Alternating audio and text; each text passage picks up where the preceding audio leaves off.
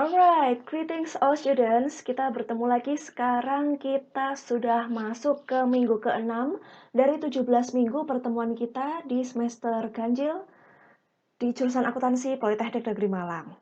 Ya, seperti yang saya sudah sampaikan sebelumnya bahwa minggu ini kita masuk ke topik komunikasi interpersonal atau komunikasi antar pribadi. Bagi Anda yang memiliki buku, di buku ada ya komunikasi antar pribadi.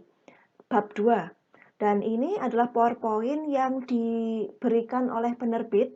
Ya, karena ada yang membeli buku, makanya ternyata saya diberikan PPT ini secara cuma-cuma ya, supaya kita dalam pad yang sama, kita sejalan. Oke.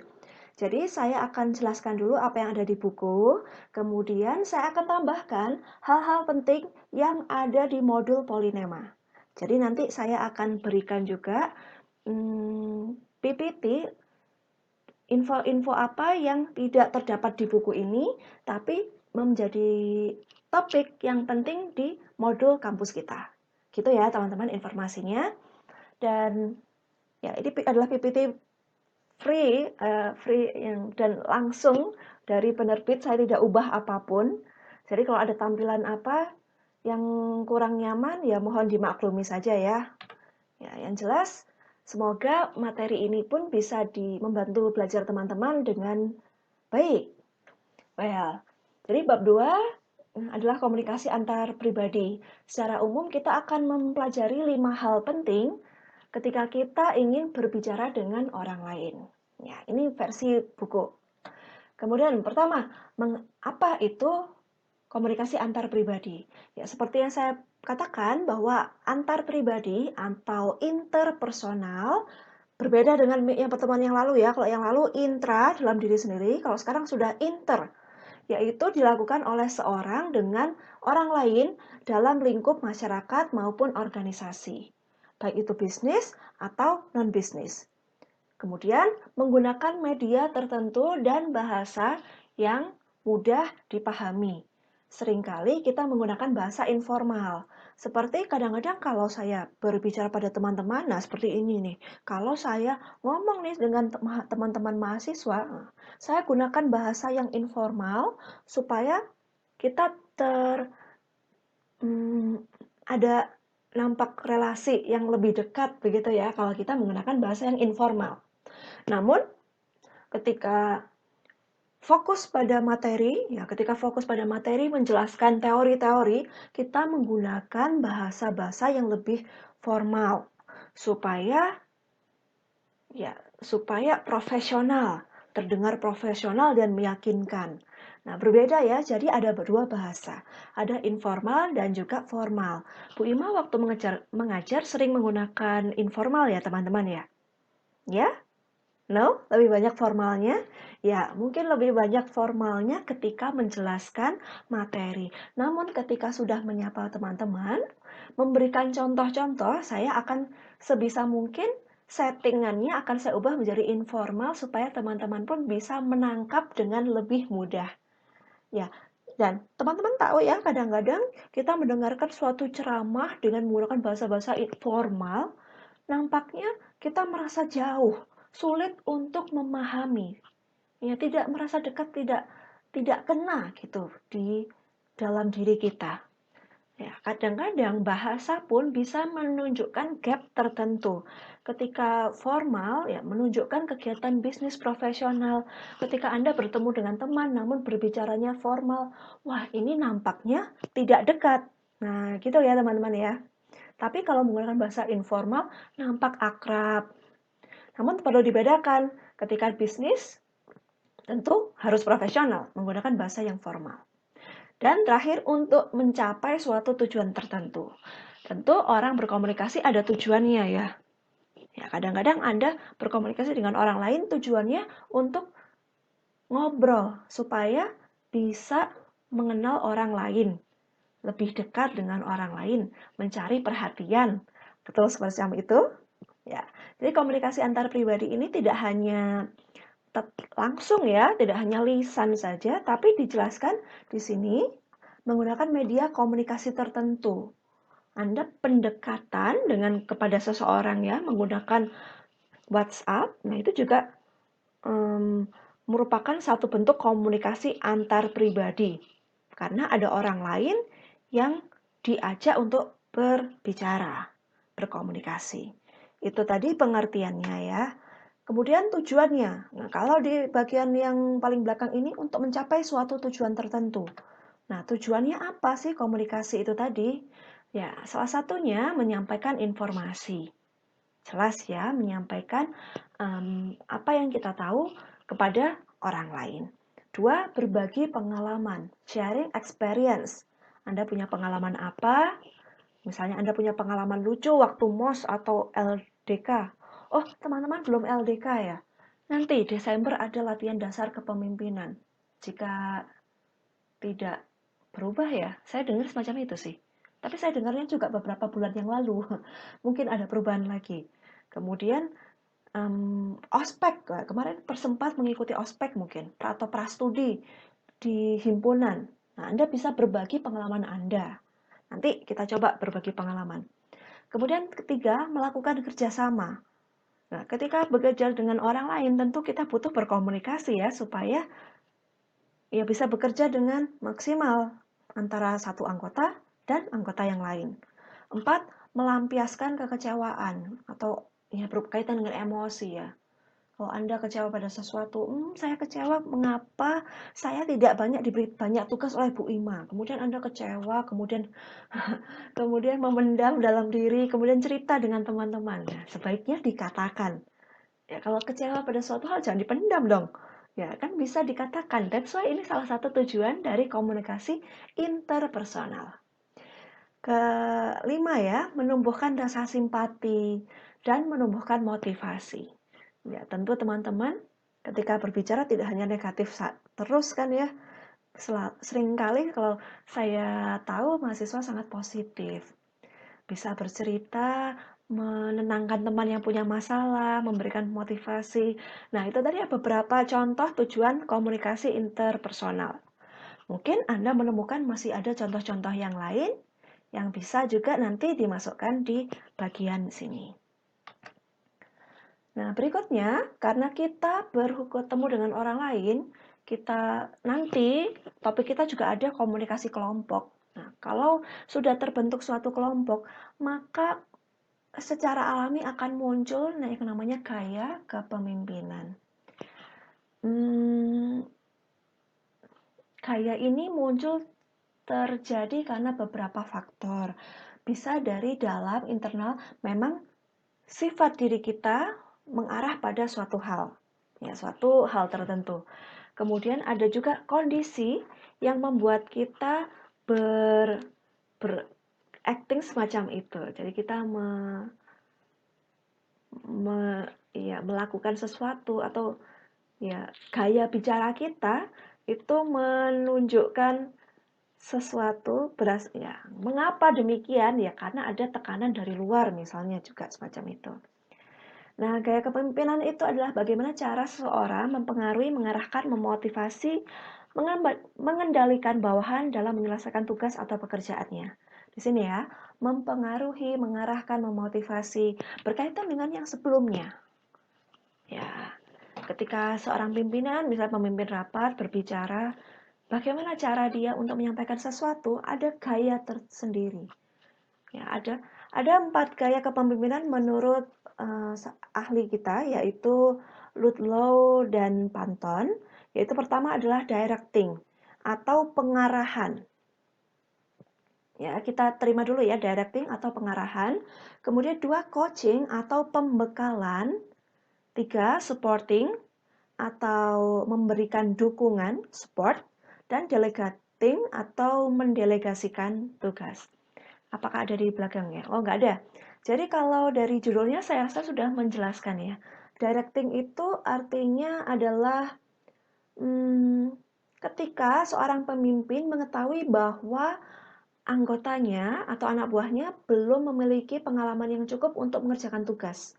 Sehingga seorang pimpinan ya, misalnya manajer, harus mampu menjelaskan sejelas mungkin secara rinci apa yang harus dikerjakan, step-stepnya, cara mengerjakan ya, teknisnya, kapan, deadline, dan seterusnya harus dijelaskan di awal ya, direksi.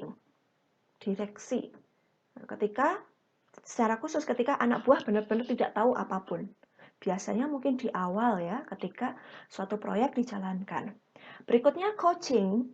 Nah, ketika karyawan sudah punya pengalaman yang cukup, sehingga manajer hanya memberikan penjelasan yang seperlunya dan karyawan bisa mengerjakan ya, bisa langsung mengerjakan penjelasan tadi secara khusus, terutama pada hal-hal yang belum diketahui oleh karyawan. Jadi kalau karyawannya sudah paham ya, hanya dijelaskan secara garis besar, tidak rinci seperti yang di atas, garis besar supaya karyawannya bisa jalan. Berbeda lagi dengan yang ketiga, yaitu supporting. Ketika karyawan itu sudah kenal betul teknik-teknik yang dituntut untuk mengerjakan suatu hal. Disinilah para manajer hanya melihat dan hanya memberikan saran-saran pengerjaan supaya semakin baik. Jadi karyawan sendiri sudah tahu cara dan sudah paham betul cara untuk mengerjakan. Si manajer hanya memberikan saran untuk perbaikan. Nah, kemudian berbeda lagi dengan delegasi. Nah, ini ketika karyawan sudah kenal betul tugasnya, kemudian sudah dapat dipercaya sehingga pimpinan sudah tidak banyak berbicara lagi. Tinggal mendelegasikan tugas, mendelegasikan proyek kepada bawahan. Itu tadi 4 gaya kepemimpinan Ludlow dan Panton. Berikutnya nanti akan saya tambahkan yang namanya teori X dan Y. Jadi tidak ada di slide ini, saya tidak tampilkan, namun di buku ada ya. Jadi kalau di buku itu ada yang namanya teori X di sebelah kiri dan teori Y di sebelah kanan. X itu artinya ya karyawan ya. Jadi kalau Anda punya karyawan, anak buah, adik kelas, nah gitu, yang X adalah karyawan-karyawan yang tidak mau bekerja atau sebisa mungkin mereka itu menghindari pekerjaan. Sedangkan kalau yang Y, karyawan, anak buah, bawahan, memang menyadari tugasnya dan secara sukarela, ya suka untuk mengerjakan tugas-tugas atau bekerja. Jadi kalau di X, balik lagi ke sebelah kiri, percabangan kiri, X yaitu karyawan yang sebisa mungkin menghindari pekerjaan. That's why kita sebagai pimpinan harus selalu memberikan pengawasan. Jadi selalu mengawasi, memberikan deadline, melihat terus bagaimana perkembangan dari para karyawan tersebut. Ya, karena mereka keinginannya ya, mereka itu ingin untuk menghindari pekerjaan, untuk mangkir begitu. Sehingga perlu untuk diawasi terus. Seperti anak sekolah, mungkin Anda tahu ya, anak sekolah itu kalau tidak disuruh belajar ya nggak belajar. Kalau tidak disuruh mengerjakan PR sama orang tuanya tidak mengerjakan PR. Begitu kan? Ada yang semacam itu. Ingin menghindari dan malas untuk bekerja. Kalau bisa ngeles lah dia. Nah, kemudian tapi kalau mahasiswa berbeda. Anda tahu sendiri kalau mahasiswa tidak perlu disuruh, mahasiswa itu biasanya sudah terpanggil untuk mengerjakan tugas-tugasnya. Karena dengan tugas tersebut, mereka kan akan belajar ya, para mahasiswa belajar dan menyadari bahwa hal ini untuk diri saya sendiri. Nah, berbeda ya teman-teman antara siswa dan juga mahasiswa. Berikutnya lagi, contoh berikutnya, kalau untuk teori X, karyawan tuh suka diarahkan. Sedangkan kalau Y, jadi karyawan sudah punya komitmen pada tujuan organisasi dan bisa mengarahkan dan mengendalikan dirinya sendiri. Ya, sama seperti siswa tadi. Kalau anak sekolah harus diarahkan, didulang. Nah, katanya kalau orang Jawa disuapin terus gitu ya. Tapi kalau mahasiswa berbeda. Karena mahasiswa sudah tahu dan dari misalnya ya, informasi umum dia bisa mengembangkan sendiri. Karena dia tahu, oh jalannya seperti ini, petunjuknya seperti ini. Saya bisa berjalan ke arah yang benar dan juga saya akan melakukan usaha yang lebih untuk mencapai hasil. Ya, berbeda ya antara X dan Y. Kemudian X berikutnya, jadi pimpinan harus selalu mengawasi. Itulah kenapa kalau di sekolah dulu guru itu selalu mengawasi kalau ada kelas yang kosong kan biasanya rame ya. Gurunya datang, kok rame ya? Kok malah di kelas malah manten-mantenan. Tahu ya teman-teman ya video viral yang seperti manten, kemudian ada tamunya. Nah, itu jadi siswa harus diawasi. Berbeda dengan let's say katakanlah karyawan-karyawan yang memang sudah paham dan sudah tahu tanggung jawab sehingga tidak perlu diawasi terus. Ya, seperti mahasiswa, mahasiswa biasanya sudah terbentuk ini, terbentuk yang namanya udah bukan siswa lagi, mereka nggak akan melakukan hal-hal semacam itu. Mahasiswa diberi tanggung jawab mengerjakan tugas misalnya atau di kelas dengan suatu proyek, misalnya di lab dengan praktik, mereka akan willingly ya, dengan tanggung jawab yang penuh mengerjakan sebaik mungkin gitu. Gitu. Jadi ada teori X dan Y. Kalau X yang ke sisi negatif, kalau Y yang nampak lebih positif. Nah, dengan cara ini, dengan mengetahui gaya kepemimpinan ini, diharapkan lulusan dari Politeknik Negeri Malang, ya lulusan Politeknik itu tidak menjadi karyawan saja. Iya kan? Wong ini ya teman-teman ya.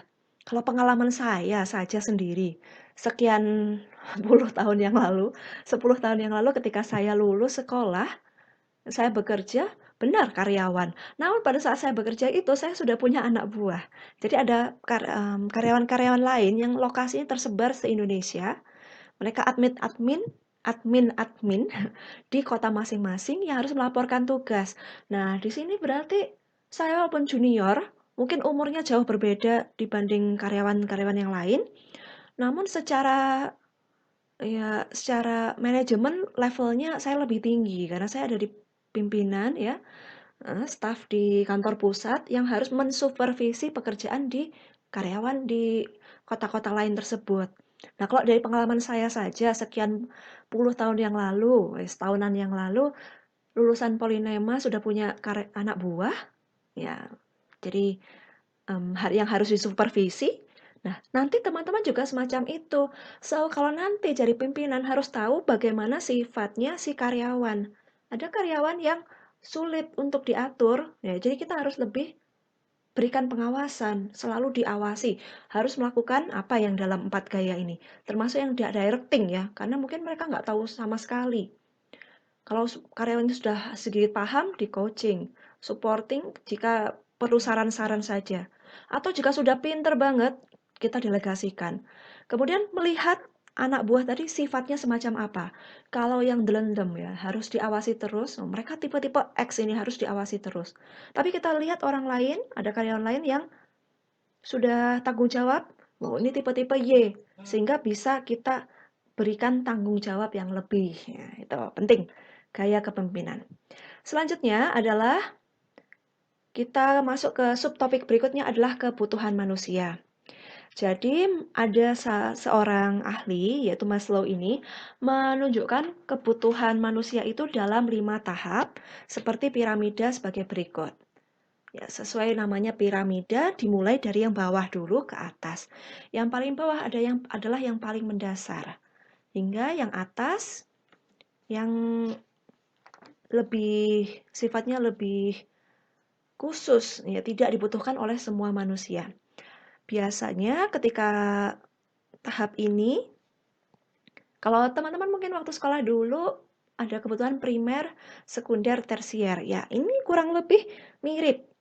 Yang primer yaitu fisiologis, ini wajib untuk terpenuhi ya, kebutuhan-kebutuhan fisik, yaitu makanan, dan juga kita butuhkan yang namanya pakaian, ya, kemudian rumah, ya tempat tinggal, itu kebutuhan yang paling mendasar, butuh kita. Kemudian kebutuhan ini ya selayaknya harus dipenuhi terlebih dahulu sebelum masuk ke kebutuhan yang lebih tinggi tingkatnya. Jadi tidak lazim jika orang memenuhi kebutuhan yang atas jika kebutuhan paling bawah tidak terpenuhi. So, kita harus mengetahui ya bagaimana piramida ini dan harus memenuhi yang paling mendasar terlebih dahulu. Kebutuhan satu dengan orang lain tentu berbeda. Ya, kebutuhan orang, terutama kalau dasar mungkin kurang lebih sama ya, di bagian ini sama. Namun di bagian atas bisa jadi susunannya berbeda menurut orang bisa jadi. Namun secara umum susunannya adalah demikian. Baik, kita lanjutkan kembali bahwa kebutuhan fisiologis adalah berkaitan dengan kebutuhan primer, jadi untuk bertahan hidup, yaitu makanan, pakaian, dan juga rumah. Berikutnya, setelah kita memenuhi kebutuhan yang pertama, lanjut ke tahap kedua, ke nomor 2 ya, bagian piramida kita, yaitu kebutuhan keamanan. Jadi di sini keamanan dan juga kenyamanan. Misalnya, jika tadi kita sudah memiliki rumah, tentu sekarang kebutuhannya lebih daripada itu. Kita butuhkan rumah yang aman. Jadi rumahnya butuh memiliki pagar. Kemudian kalau punya makanan, tentu harus makanan yang tidak hanya cukup untuk hidup, tapi juga yang enak. Ya, juga bergizi, begitu. Kemudian berikutnya, nyaman. Ya, misalnya sudah punya tempat tidur, sudah punya pakaian menutup badan, namun butuh yang nyaman. Jadi tidak hanya menutup saja fungsi utamanya, tapi juga yang nyaman. Ya, itu ada di bagian kedua ya, keamanan, kenyamanan. Kemudian misalnya keamanan ini berhubungan dengan ya masih primer juga. Misalnya begini, kita butuh untuk hidup dalam suasana yang aman. Kalau di lingkungan kita sendiri ada peperangan, kemudian ya ada kerusuhan, tentu merasa tidak nyaman ya. Nah, ini salah satu contoh bentuk dari kebutuhan tingkat 2 yaitu keamanan. Selanjutnya naik ketiga yaitu kebutuhan sosial. Jadi di sini berkaitan dengan kemasyarakatan, bagaimana seseorang itu dapat berinteraksi dengan orang lain dalam suatu kehidupan bermasyarakat.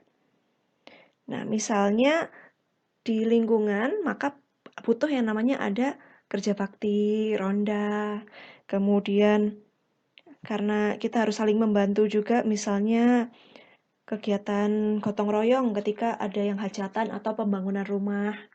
Nah, ini kebutuhan sosial. Kemudian berikutnya, keempat adalah status.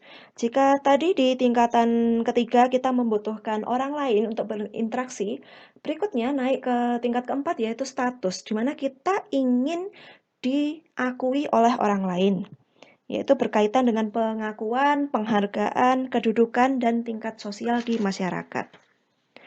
Selanjutnya yang kelima, yang tertinggi yaitu adalah aktualisasi diri, di mana ini adalah yang tertinggi ya menurut pakar kita Abraham Maslow, bahwa yang ditekankan adalah seseorang ingin mengaktualisasi diri dalam berbagai kegiatan yang bisa menumbuhkan kreativitas, inovasi baru, maupun menunjukkan sikap kearifan dan bijaksana dalam mengambil suatu keputusan dalam organisasi.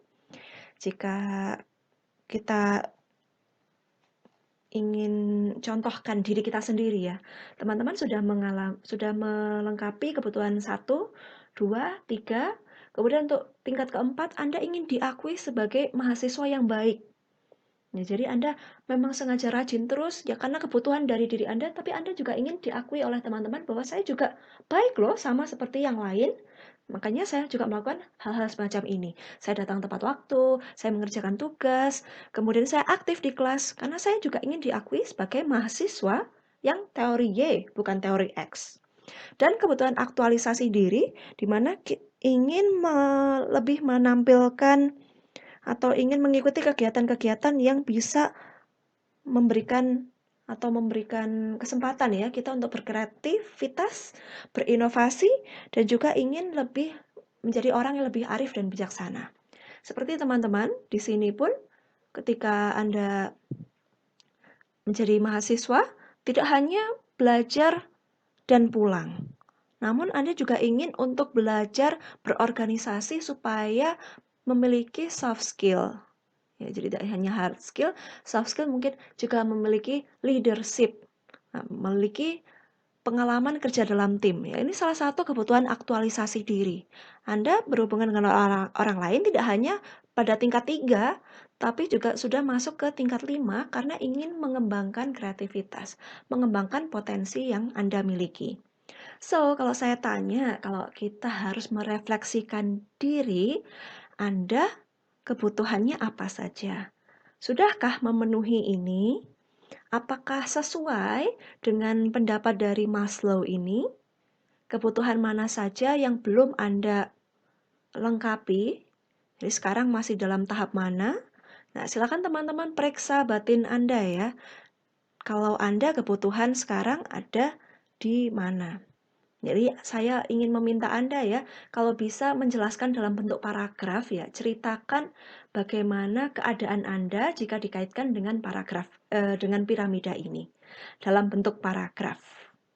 Dan nanti silahkan ini dibuat kerangkanya dulu. Silahkan tulis dulu di catatan kerangka. Nanti sebelum jam kelas berakhir, saya ingin Anda untuk menuliskan pendapat Anda ya. Pendapat Anda di grup kelas ya, di grup kelas. Namun bersama kelompoknya ya. Jadi bersama kelompoknya sudah dibagi belum?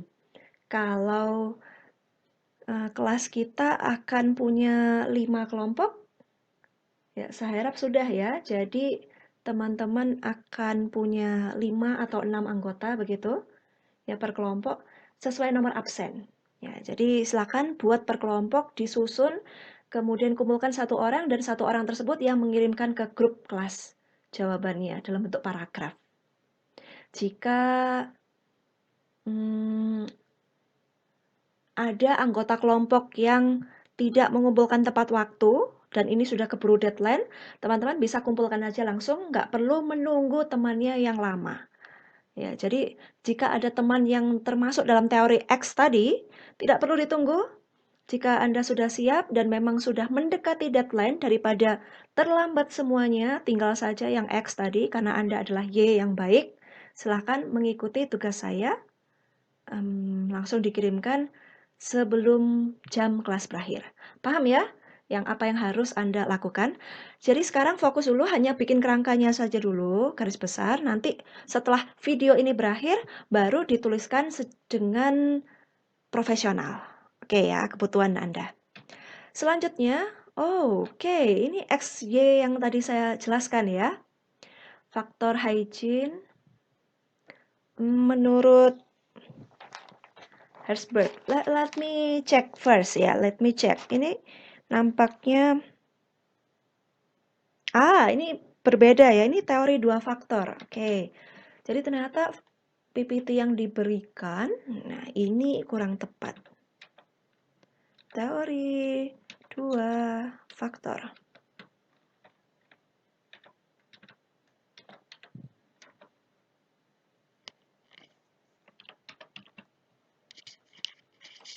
Ya, bukan teori XY ya. XY tadi tidak ada di PPT.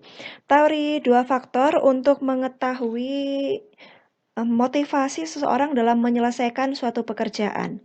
Ada seorang ahli bernama Frederick Herzberg yang memberikan menuliskan teori 2 faktor ini.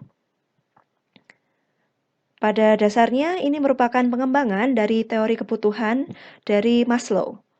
Menurut teori 2 faktor Herzberg ini, dalam menunaikan tugas atau pekerjaan, karyawan itu sangat dipengaruhi oleh 2 faktor penting, yaitu faktor dissatisfiers or hygiene dan faktor motivator. Jadi faktor hygiene, kemudian faktor motivator. Faktor ketidakpuasan, ya sumber ketidakpuasan kerja ini antara lain adalah kondisi kerja, kebijakan perusahaan, dan seterusnya ya. Berikutnya adalah faktor motivator, yang artinya faktor penting yang mampu untuk memberikan dorongan atau motivasi kerja bagi karyawan. Jadi di sini adalah sumber-sumber, kalau yang kiri ya, sumber ketidakpuasan kerja. Jadi karyawan merasa tidak puas pada pekerjaan karena alasan-alasan berikut. Namun di teori yang lain, di pasangannya ya, faktor motivator, yaitu sumber-sumber karyawan mendapatkan kepuasan dalam kerja.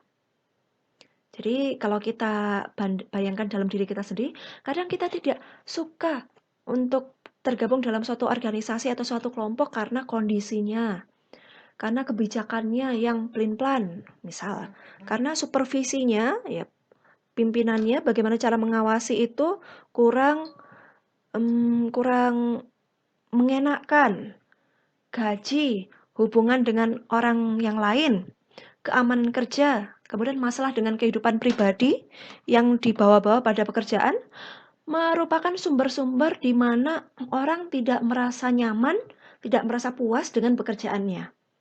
Berbeda dengan faktor motivator di mana ada karyawan yang merasakan kepuasan dalam bekerja karena pekerjaan itu sendiri.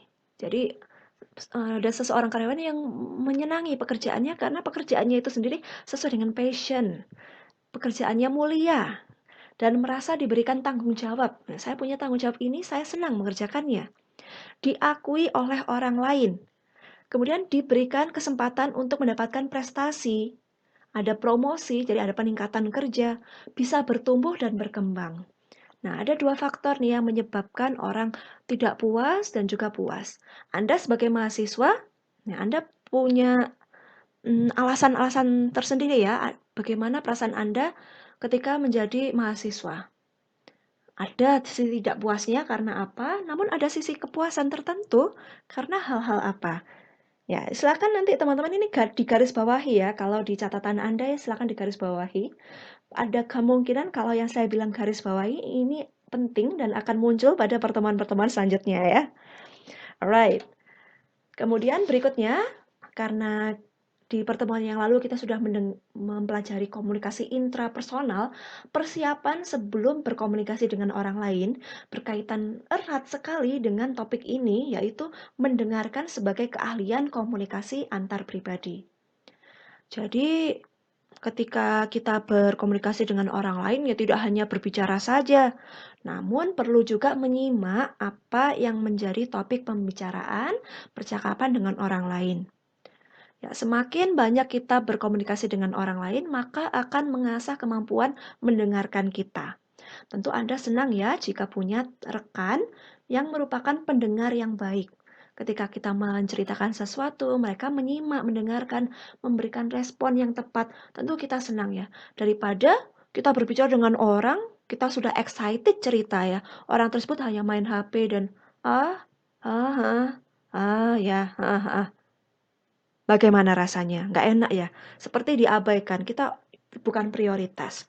Jadi kita tahu bahwa mendengarkan itu juga merupakan suatu keahlian. Yuk mulai dari sekarang kita belajar menjadi pendengar yang baik. Mendengar yang aktif, yaitu dari pikiran, kemudian ada kata-kata yang diberikan ya, sehingga muncul pemahaman. Kemudian kita juga bisa menangkap suatu emosi yang dikirimkan ya oleh rekan kita tadi. Sehingga kita pun juga menumbuhkan perasaan, ada empati gitu dalam diri kita ya. Sehingga kita pun bisa menjalin relasi yang lebih dekat dengan orang, terutama ketika kita sudah mendengar cerita-ceritanya.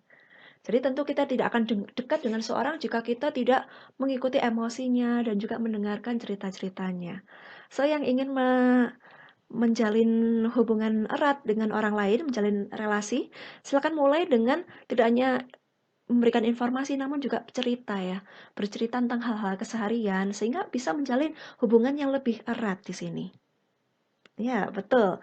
Selanjutnya adalah bahasa tubuh. Ya, dari gesture. Gesture bukan gesture ketika presentasi ya. Ketika presentasi itu biasanya ada diarahkan tangan harus menunjuk bagaimana. Namun gesture ini dengan bahasa yang lebih menekankan informasi yang ingin kita berikan. Jika ketika Anda tadi marah, Anda memberikan gesture-gesture tertentu untuk menunjukkan kejujuran ya, kejujuran. Jadi diri Anda, pikiran Anda, perasaan Anda menunjukkan hal yang sama, itu ditunjukkan dengan gesture. Ada tindakan-tindakan sehingga menimbulkan dampak. orang lain pun juga melihat itu tadi ya, melihat kesesuaian antara 3 hal tersebut, sehingga bisa mendapatkan informasi secara utuh. Well, ini dulu ya teman-teman materi untuk hari ini. Pertemuan berikutnya akan saya tambahkan ya topik-topik yang lebih mendetail, topik lain yang tidak ada dalam buku buku Pak Joko Purwanto ini, namun yang ada di modul Politeknik. Modul Politeknik ini penting sekali karena ada hal-hal lain dari sumber-sumber lain yang sudah dirangkum. So, jangan lupa tugas hari ini saya meminta Anda untuk menjelaskan apa? Good, saya meminta Anda untuk menjelaskan tentang piramida kebutuhan. Bagaimana keadaan Anda jika dihubungkan dengan piramida tersebut. Silakan tulis dalam bentuk paragraf yang padu ya. Jadi idenya apa, kemudian dijelaskan. Mau dari khusus ke umum, umum khusus boleh. Seperti pertemuan yang lalu ya, berpikir, kemudian menjelaskan pikiran Anda. Yang bisa dijelaskan macam-macam dalam piramida itu. Anda bisa bercerita pencapaian Anda, sudah melengkapi apa, atau ingin mencapai apa. Kemudian apakah Anda piramidanya sama atau berbeda? Urutan saya berbeda, Bu. Prioritas saya itu ini lebih awal. Mungkin Anda punya begitu juga boleh diceritakan. Silakan jawaban Anda dikirimkan ke satu kelompok, kemudian dikirimkan sebelum jam kelas kita berakhir. Ya, jadi Anda tahu ya kita 3 jam ya, jam kelas kita berakhir kapan, harus sudah segera dikirimkan. Jika ada anggota kelompok yang termasuk dalam orang-orang tipe X, tipe-tipe yang ingin menghindari tugas dan ingin lama-lamaan, ditinggal saja. Silahkan yang rajin-rajin mengumpulkan terlebih dahulu. So, begitu kelas hari ini. Mohon maaf saya tidak bisa menemani kelas dari awal hingga akhir, karena Bu Ima hari Senin, Selasa, Rabu ini ada kegiatan di kampus ya. So, mohon maaf sekali.